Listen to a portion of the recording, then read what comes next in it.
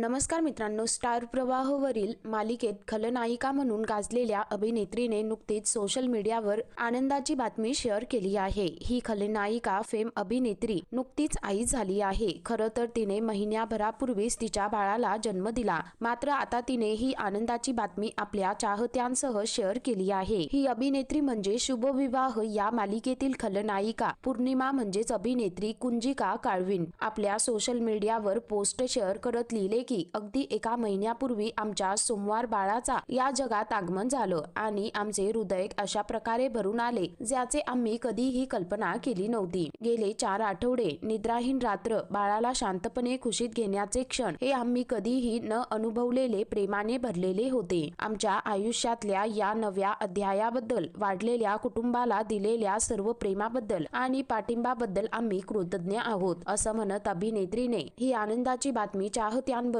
Share केली आहे। अभिनेत्री कुंजिका काळविनच्या या पोस्टवर चाहत्यांसह कलाकारांनी शुभेच्छांचा वर्षाव केला आहे। शुभविवाह या स्टार प्रवाहवरील मालिकेत कुंजिकाची निगेटिव्ह भूमिका होती, परंतु तरीही तिला प्रेक्षकांची पसंती मिळाली। तसेच ती परत आलीये या हॉरर मालिकेतही दिसलेली। या मालिकेने प्रेक्षकांना चांगलेच खिळवून ठेवलेले। तर मित्रांनो, तुम्हाला मराठमोळी अभिनेत्री कुंजिका काळविन आवडते का? खाली कमेंट करून नक्की कळवा।